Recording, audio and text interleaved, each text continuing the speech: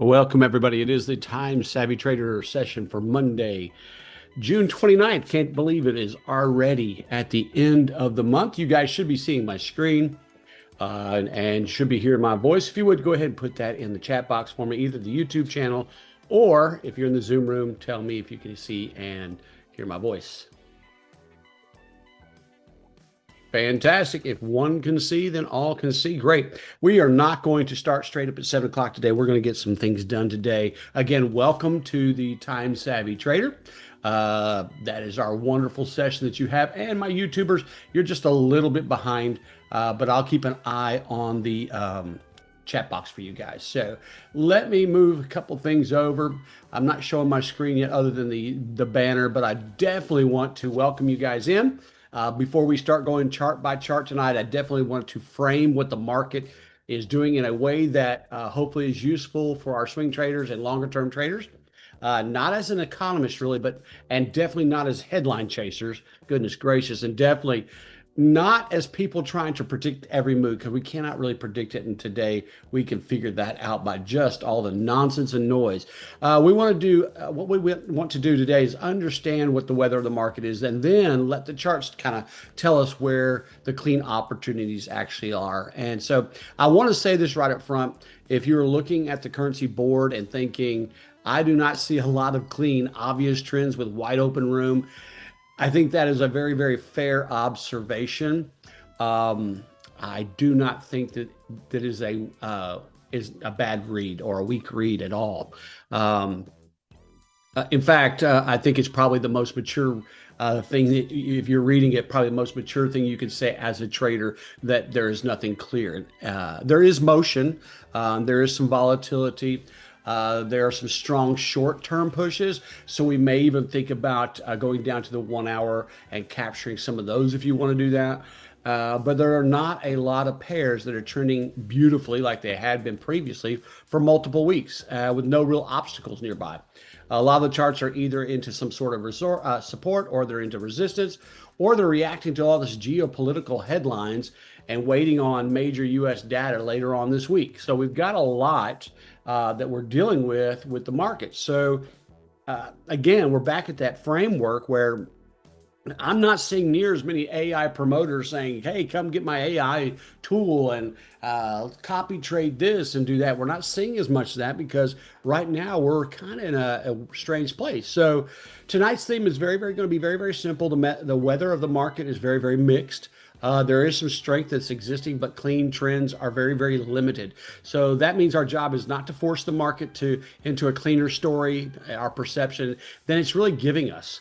And that may mean no trades. Our job is to say, where is the true strength at? Where's the true weakness at? Where are the traps that we can get caught in? And where do we have enough confirmation in a trade structure to even consider the trade? So we're going to start with a global picture. Let me go over to our news just briefly. Got to find it on the charts here. Here we go. Let's go over to our news. Wow, end of the month. Going into a holiday week here in the United States and other places. The global picture, let's just quickly go over this. And I'm probably going to say a couple things twice. I just want to make sure that we understand that the market is mixed and it's geopolitically driven. So it's a little bit crazy here. So Italian bank holiday was today. We had some good news come out of Europe, mixed news come out of the pound. We have news coming up tonight. People are speaking. Again, if you have not watched the what makes the market move, I'm getting distracted with my screen over here on YouTube. Y'all are a little bit further behind on YouTube, just so be patient with me. We just want to be aware of what's happening overall. So Tuesday, pretty light week as far as news, but a lot of people are going to be talking, especially with the geopolitical pressures going on. Then we got Wednesday, July 1st. Everybody's going to cram in everything on Wednesday, and people are going to start taking a little bit of breaks on Thursday, at least, especially in the United States. Even though we have this section at 7:30 in the morning, we will have that on Thursday, and then Friday. I would just tell you, don't trade. U.S. bank holiday, especially if you're a United States citizen, the time the market will be volatile, be it in the I would say 2 o'clock Central Time in the morning. That may be a good time to trade if you're up. But even in as the markets for the U.S. open, it won't be near as predictable due to the holidays. So just be aware of that. I took some notes down. I went to school today. Actually, I had to teach school today, not teach, but listen to school today about civics. The state of Texas has required Civics Academy for our school. Each principal and a teacher rep has to take a class. And so during this time, it was kind of a cool thing to learn.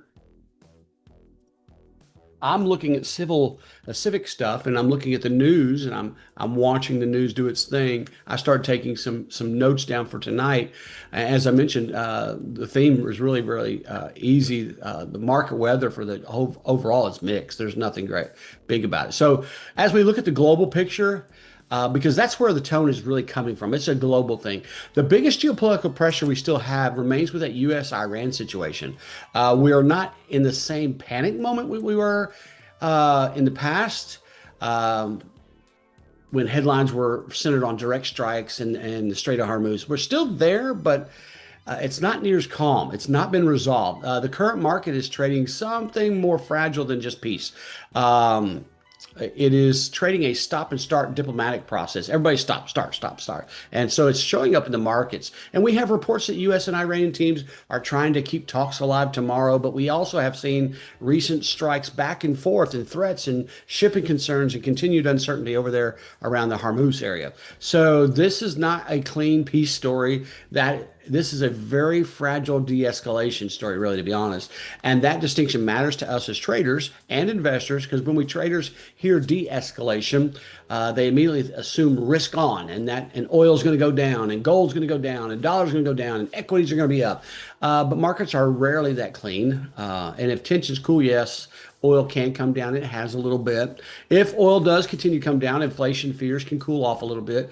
If inflation fears cool, then Fed may not need to be as hawkish or aggressive. And that is a very simple path. The second path is if tensions flare back up, oil can spike again. Inflation pressure is going to return, gold's going to react, and safe haven flows between the US dollar and the Japanese yen are going to back up again quickly. And that is why I do not want us trading this market like the world is fixed. I'm not so sure we're ever going to see that again.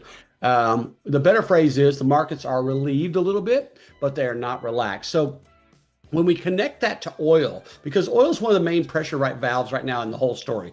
Brent oil is pulled down hard. And on the chart, let me go over to the chart so you can see what I'm talking about. And then we'll dive into our, I don't want that one. Let's put it down here and I'll fix that one later. Euro, let's put this euro, pound, yen, is that right? Nope. That's a euro US. Sorry about that, guys. We'll pull this one down. Go to our Brent oil. And you can see what I'm talking about. My goodness. On a 4-hour chart. Let's go bigger picture daily. And this gives us a really good picture. So what we're looking at, yeah, great question. I'm going to explain that. This is our Tide Fusion set to a 4-hour. It's made for 4-hour. And Tide Fusion is going to give us a clear direction of where the trends are and some other ideas. But we use it for visual because it does come into play. And if you're in the sessions, you know what the ribbons do and what the dotted lines do, and they're not just simply moving averages. But if you notice, there's a big pullback. So let's talk about oil. Man. Again, it's one of the main pressure valves. It's sitting near the lower end of a recent move, which is this move right here is relatively recent. We're back at the lower end again. Hopefully you guys can see that. Around that low to mid 70s area, 70, 75. That is a major change from the war premiums that we were paying previously. So that is a significant drop. But technically, Brent is not screaming clean upside or clean downside. It's not. It is sold off aggressively. It is near support. And it is sensitive to the headlines, as we already know. If Hormuz normalizes and shipments improve, then oil can stay pressured and stay down. But if there's another shipping incident or another breakdown in talks, oil can snap back real fast. So for us, oil is not just an energy chart at this point. It is actually an inflation gauge. Oil is the CAD, the Canadian dollar. Oil is sentiment gauge. It'll tell you how people feel. And right now, oil is telling us that the market is less panicked than it once was, but it's not settled at all. So let's quickly move to the dollar because that's going to really affect our currency market here. Now, I'm going to keep it on the daily chart because that'll start making more sense. Look at the Dixie here. Dixie is the quarterback of all the markets right now. Let me squish and squash this a little bit.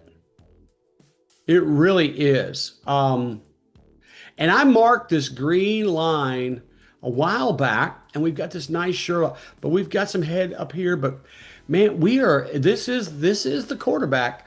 The dollar is the clearest, broader weather system on the whole entire board.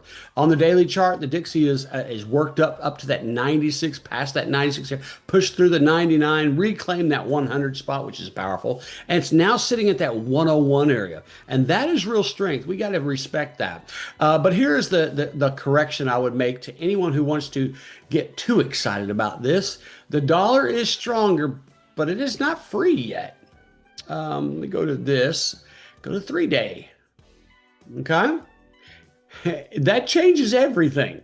When you have a broader picture of what the dollar could do, it is not out of the woods. It is pushing into overhead supply. On your daily chart, there are larger supply zones just above, but on the 3-day, we're sitting in the middle of it. We're going right. We may have cleared this one off, but we're going right into another, right into another, right into another. So we have to have a big time frame. We've got this sideways. This was once the support. We came back, tested it.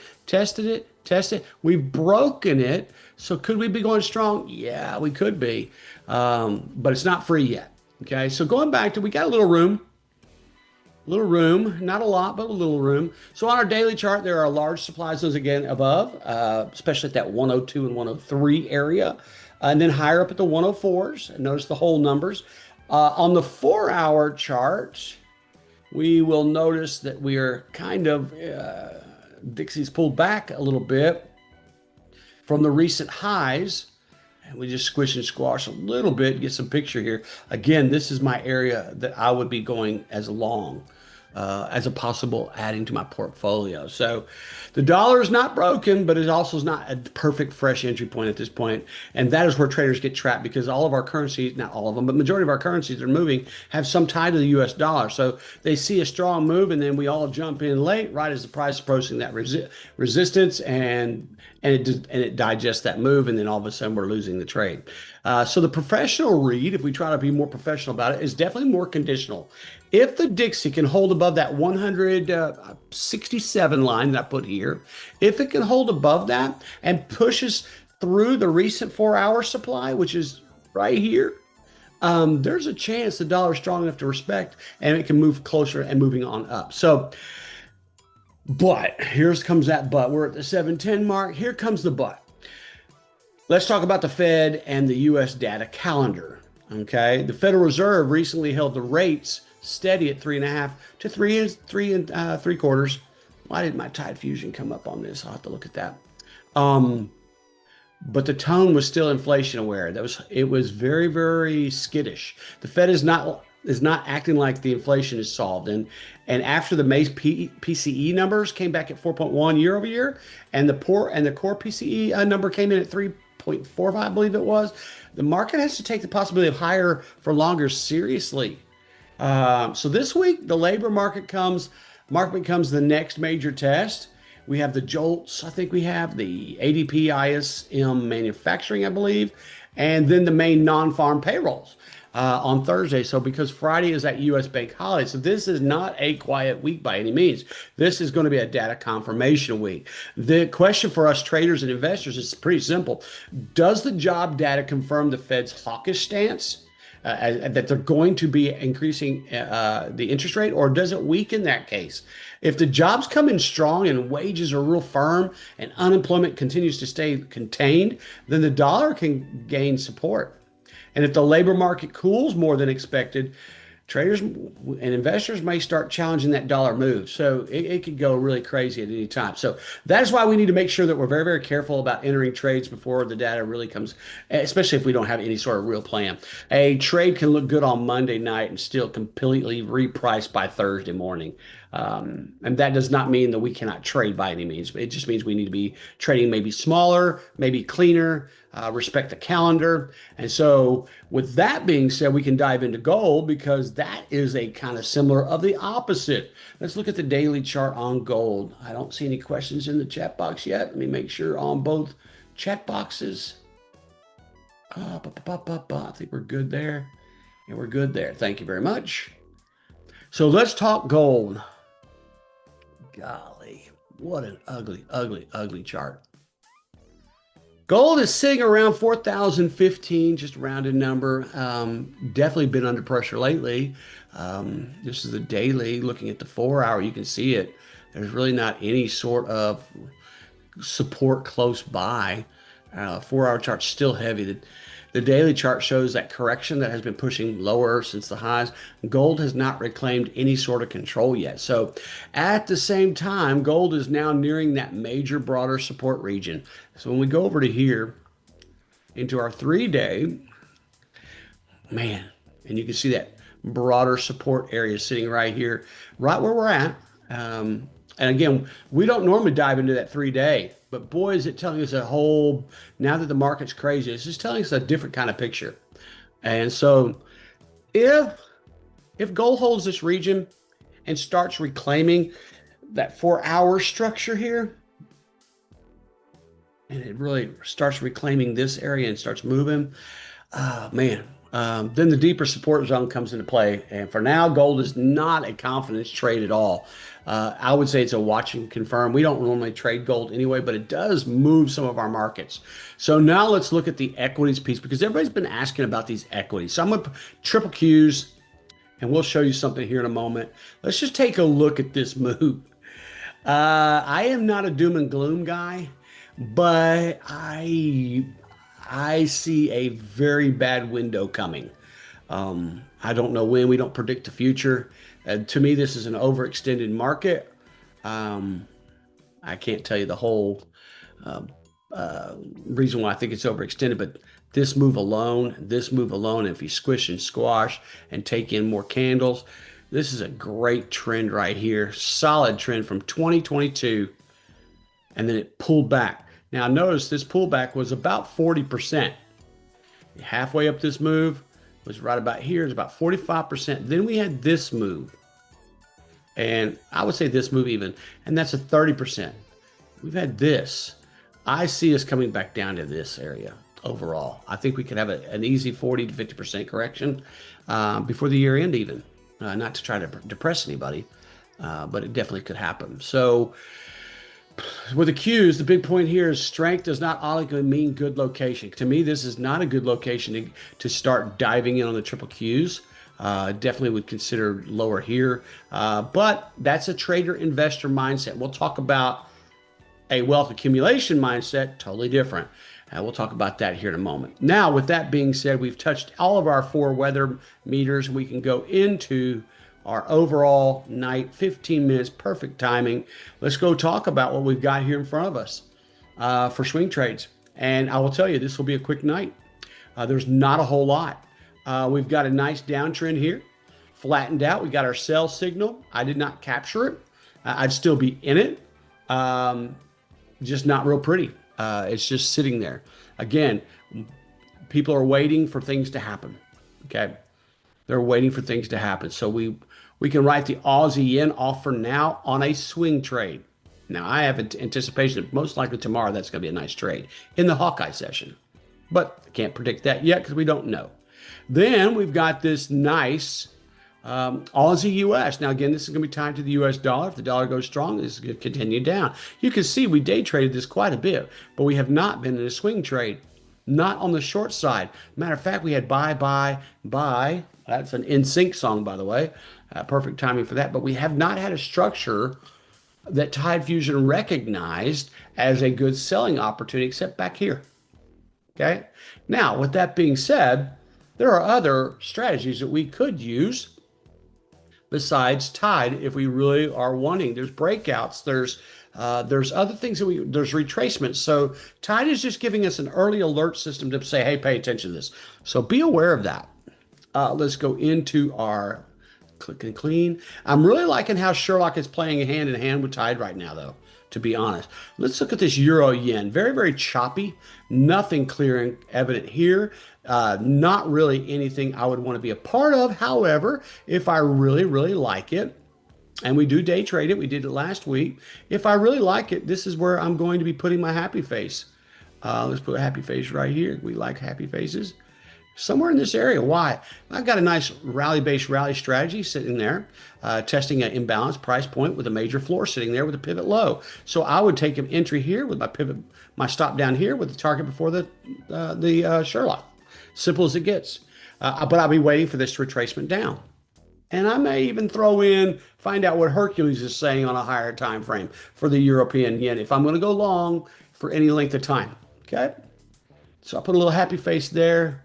That'll keep me watching it over the next day or so. Let me check one thing, make sure there's no questions over there. Fantastic, no questions there on the YouTube channel. Let me move back over here. There we go. Now let's move into our Euro USD. Again, the most traded pair.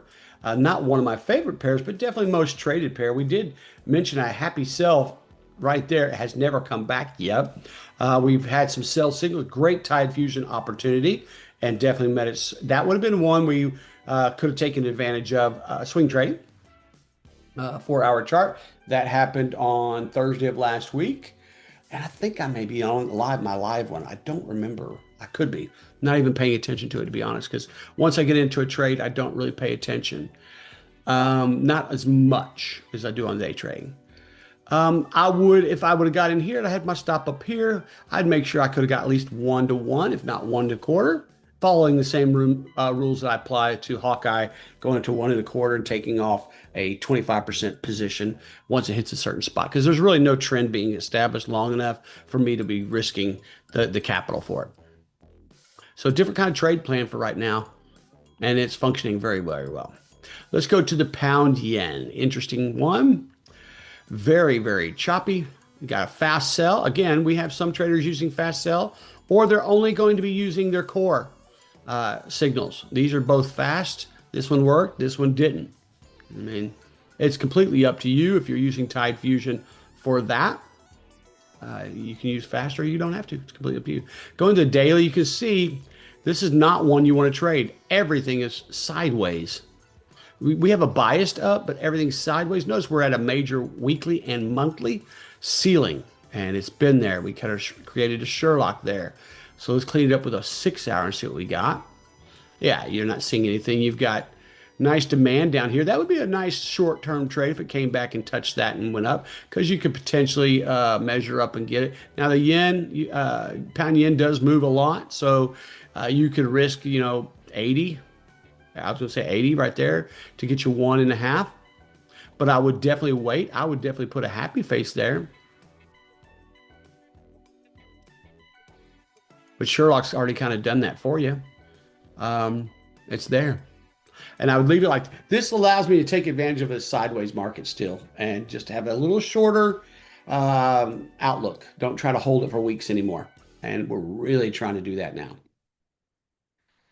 Pound US, let's go over to that. We're just flying right on through. Wow, look at all the signals on this one. And we're doing some testing too, so you'll see some testing numbers out there that you guys just need to ignore. It won't come up on your board. It'll be on mine.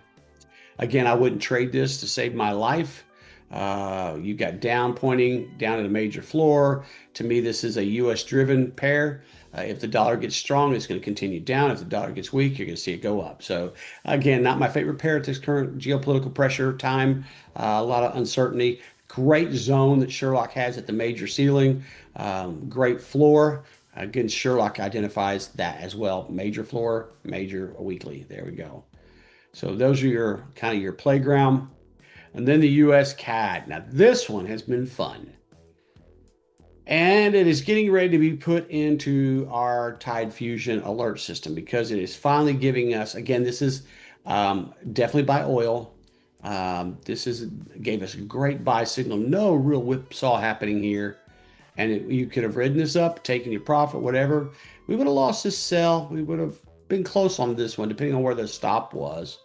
And this buy would have lost. But look at the trend since May. Just nice, solid, slow grow, except for the one that was news oriented. So what do we do now? Nothing, because we don't want to chase the upper realm. Because when you look at the dollar there or the daily there, you can see why we're bouncing. Let it come back. Let it come back to this happy spot. Now that takes a little bit of patience, and it may be too far for you. There's two spots I see right now that I really like. This is the more conservative one. This is going to be a little bit more friendly to your news, not getting you spotted out. And then if you just look closely, you can see this nice little Sherlock area here, but you've got to make sure you can get far enough. That's 93. So the most pips you want to risk is probably at 45. Not a great place. That is a higher risk trade if it happens to come down there. But if you know that, there's your option. Going back to 4 hour, you'll see we're right there. That's the happy place. But we got a lot of demand here. So it's this area right here that we're looking at. So if you really like it and you like a little aggressiveness, there you go. It's got the best structure. Yeah, it does. US yen. Let's go US Swiss first. Ugly chart. I haven't even hardly looked at this one this year. Again, all debating on US dollar. Nothing I want to be a part of at this point. It's very whipsaw. Look at all the wicks. Nothing clear, nothing evident. It actually looks prettier on your 4 hour chart. We got a nice buy signal there. That worked out. Just not clean structure. It's just being whipsawed. And that's what Tide Fusion does. It's looking for the structure piece, and we're not getting them. So you have to employ another strategy of some sort if you really want to get in the trade. And that's your choice. Let's look at the US yen as our last pair before we dive into briefly what I've been working on. Okay, let's look at the daily for this, and you're going to see it's pretty impressive. It is definitely whipsaw, but look at this little run from May 19th. No real whipsaw here, but look at all this noise back here. Just big count. This has been just nice, solid, moving on up. But what do? Nothing. We don't jump. Look at your 3-day. That's why we don't jump. Now, if it breaks out and comes back and retests the 161, call it 162. If it breaks this out and closes at the end of the next 3 days, this candle closes and we've got a nice move above it, then we can come back on the retracement down here and we can try to ride it up higher because there's not a whole lot more ahead of it. But my goodness, you don't want to get caught at the top buying when it's got so much room to go down. When we look at that 4 hour chart, as which we typically trade on, you can see we're just kind of in no man's land. It's kind of got a little red ribbon there. We're still pointing up, but we know we've got something ahead. Look at that wick there. We got to respect that. That wick there, that one, this one here moved it down, and we're kind of there right now. I think we're going to break it, but it's news driven. What's going to happen with the news? We don't know. Okay. We don't know. Okay. Fantastic. So let's jump into a different. Any questions before we move off on that? I'm going to go ahead and close that piece of it so you guys don't have to see that. I'm going to pause the music here just for a moment. I like having a little bit of stuff behind me. Let me make sure you guys in the YouTube got all your stuff there. We're good. Cool. No questions. All right. Let's just jump right in. So over the past since school let out and Al's been on vacation enjoying a little break. And sad to say that he came home to a loss in the World Cup tonight, which I'm not real thrilled about. But during that time, I've watched soccer and did a lot of work on something that's been on my mind for a while, and it had to deal with wealth building. What is wealth? How do you build it? We've got income generators. We've got our Hawkeye Session, Time Savvy, and those are truly trading and investing. You're hoping to make an income to fill your wealth bucket, basically. And some people have success, some people do not. But I think everybody can have success with wealth building if they implement some discipline, not just tools, but disciplined thinking. And I found some neat things that I can't wait to talk to Al about when he actually gets settled in and more into the groove. But I want to share with you what I've been doing with Legacy Compass. Now, Legacy Compass is a wealth building tool. Um, and the premise about this is this: trading and investing in the short term are a completely different mindset. You're looking to get in, you're looking to get out, you're wanting to capture the gains. And I'm at the point in my life where I love to trade, and nothing wrong with that. But I really want to start having some wealth building stewardship built in, some biblical foundation, not just, that 50 to 60% hope, which we all go through with trading and investing. That's typical. But I'm creating a very complex tool. Matter of fact, the tool right now is around 4,000 lines of code. And it's based around every asset that we have available to us. I say asset in theory. So I'm looking at the SPX, S&P 500. So this is designed for the 1 day chart. And what it is basically this: once I get this designed, I will go to one of my accounts, either Fidelity or Schwab, and I'm going to open up back opening up. I haven't invested in my IRA in quite some time, and I'm going to be uh, very, very strategic about investing regularly. What I mean by that, biweekly or even monthly, not every so often when I have free money. I am going to make a decision, and it doesn't have to be a lot. I could start with as little as $10 a week or $15 a week. And I have a system that I'm going to be using that when I dump money in it, it's automatically put the $15 in my broker account. Now, great, it's sitting in a broker account, and I'm doing systematic compounding of my own income.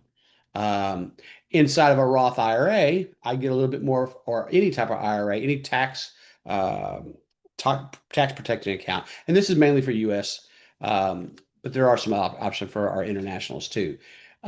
With that being said, you've got, let me move this to the forward. There we go. I'm just a little bit behind. There we go. And so with that being said, I'm creating this tool that will help me find value in an asset. Now, that may mean that I'm only buying that asset once every so often, once every 2 years, maybe once every 6 months. I don't know. But this using the S&P, I've color coded some things that we got a nice uptrend, a pullback, but these little dots and triangles mean something to me.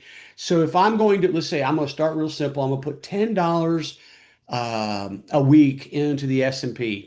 Every week it's going in. I'm buying dollar cost averaging. We've heard Al talk about dollar cost averaging, dollar cost averaging. We've heard it for years. We don't do that as much in our trading as we do in our wealth bucket. And in our wealth bucket, if we do that, yeah, we're going to be buying here and we can be buying here and buying here. But why would we buy when it keeps going up? Well, we're going to buy the dips. When we get a signal that the structure is correct, we're going to buy the dips when it tells us. I'm going to get an alert, say, hey, what do I do? Well, I'm already putting $10 a week in here. So every 7 candles, I'm adding to my position to some degree.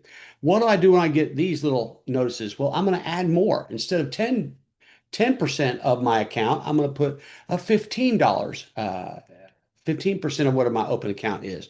And when it goes into golden mode, then I'm going to jump that 15 to all in.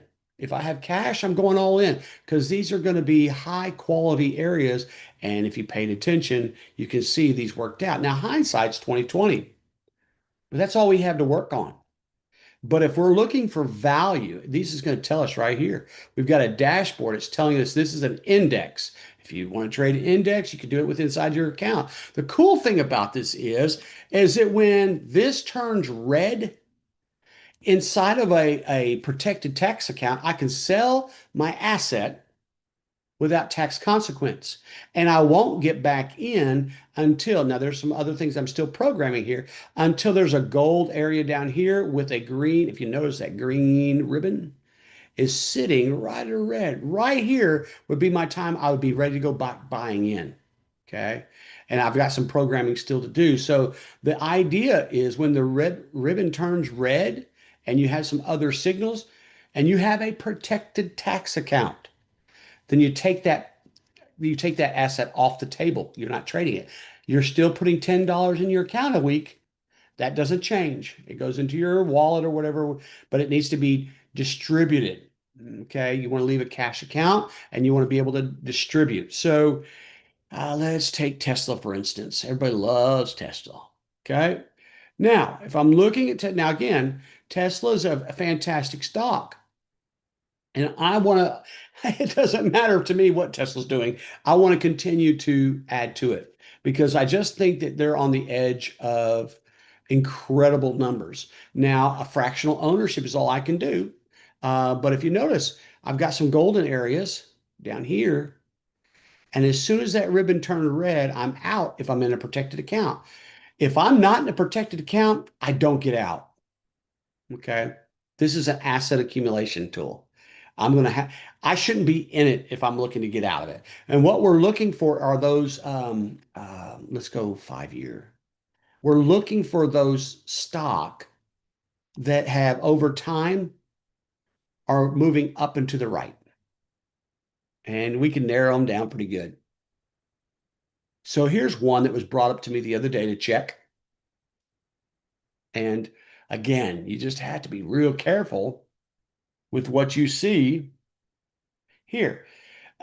It was an accumulation spot, but this is not necessarily one I want to own because it's not going up and to the right. It's actually going down and to the right. And it's kind of like Ford. A lot of people are talking about Ford right now. And I like Ford. I mean, I own a Ford. But if you do any sort of scanning of stock, this is not one I want to hold for forever because it's not going up and to the right. It's been flat for a long time. We had this spike up and it could potentially go, but the whole purpose of our legacy and the compass that help us do that is to build and hold an asset with dollar cost averaging. We're building a true mutual fund with all sorts of assets within it, number one. Number two, if you understand math, and I'm not telling you to fire your financial planner. I used to be one. So I'm not saying that at all. What I'm saying is if your financial planner, whether good or bad, is not making you is not looking for the stocks going up and to the right. Okay. They're not going, there's a Microsoft, fantastic example. Okay. Microsoft, great picture. Okay. So let's just say 2020. Let me see if I can get this out of here. We got in right here with the golden and the dot. And we did exactly what the plan said. We didn't know the future. We didn't know what AI was going to do. We'd have got out here where the ribbon turned red. We'd have accumulated right here and we'd have stayed in it and stayed in it till it got red, got out. We'd accumulated where it got green. And right now we're waiting for a turn. This is an accumulation zone. Okay. That's a perfect example of, and that's a 3-day chart. Let's look at it on the daily. You can see up and to the right. And we still got a lot of programming to do. But the goal is not to get in and out like a trader's mindset or an investor's mindset. We're actually looking to hold these things 5 years, 10 years, truly having wealth accumulation. And here's where I mentioned the financial planner part, and I'll make sure we're done within the next 5 minutes. So hang with me. Um, you are paying your financial planner a minimum of 3%. Okay, a minimum. Okay.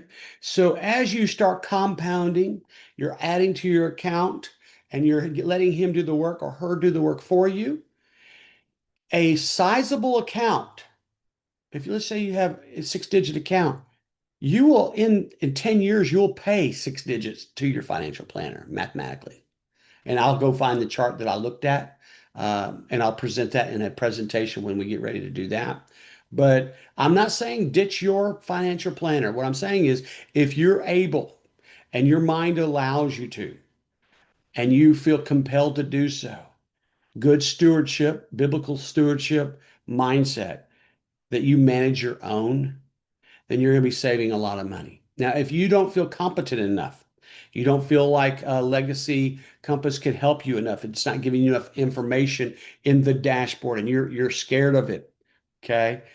And you don't want to be paying attention to the market. You don't want to scan for different assets to be a part of, which I love doing. We're going to be building a scanner as well. Um, then you definitely want to have a financial planner. Um, let's just get real honest, guys. Our world is messed up, and this can't keep going. Not doom and gloom, but just read it, read what's in front of you.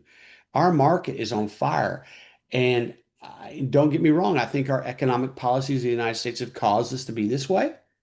But when you pull that admin out of it, what's going to happen, and how are you prepared?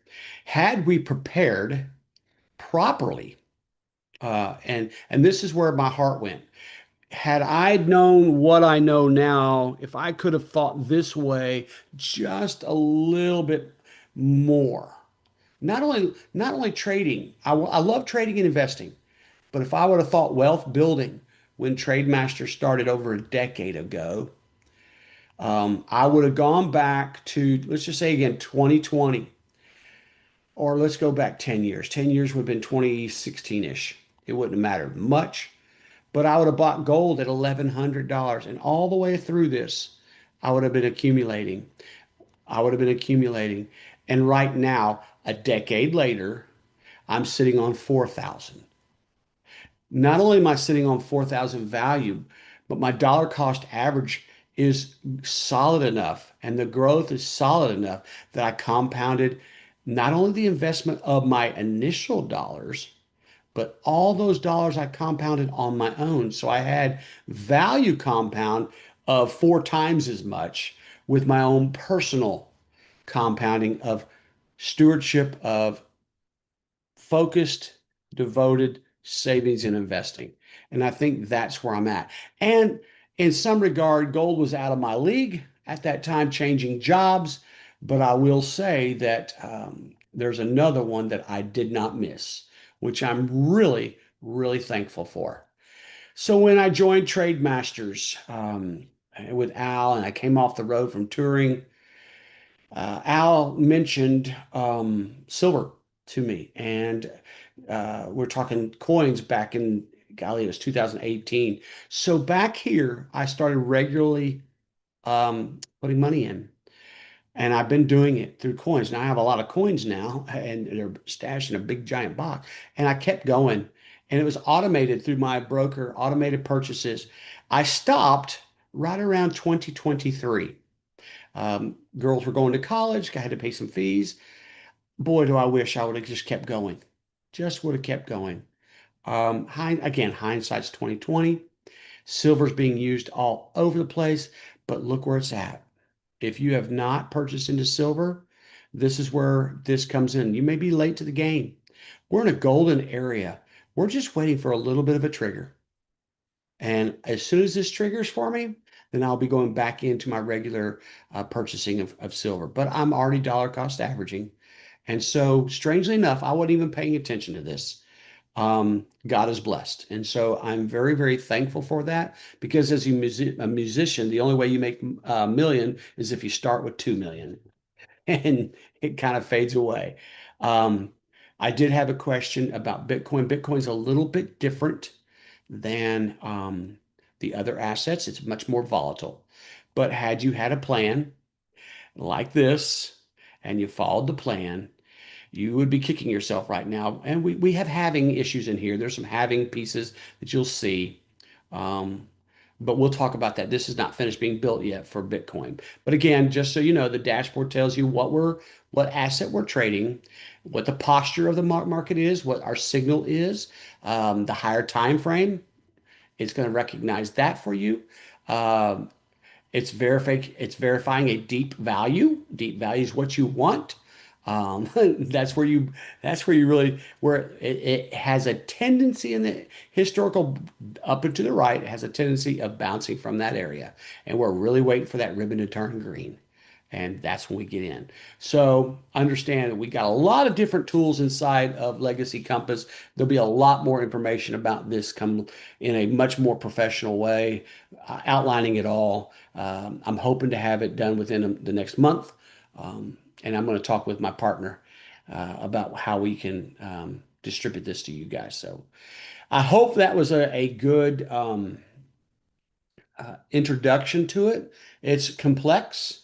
It's very, very simple to use. You're going to be able to know how to set alerts to where you do not have to watch your screen at all.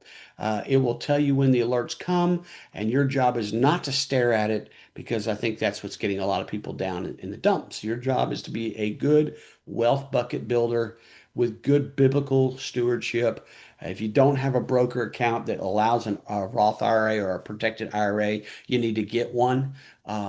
It's not a trading account. It's not an investing account. This is an accumulation account. Completely different mindset. Being very, very clear with that. Again, I am not a tax accountant. You'll want to talk to your own tax accountant. I'm no longer able to give you financial advice. This is for education purposes only. I can only show you what I'm going to be doing. Hopefully, I can show Al how to do this as well, and we'll go from there. All right, guys, I'm going to shut the program down tonight, and I hope you guys got some value from it. Lots of market weather. Keep up with the market weather, and hopefully, so we get some trades this week. If not, I'm not too worried about it being a pre-holiday type week. But if I see something come up, I'll definitely put it in the Telegram channel for you guys. All right, guys, thanks for being a part tonight, and we will catch you guys later.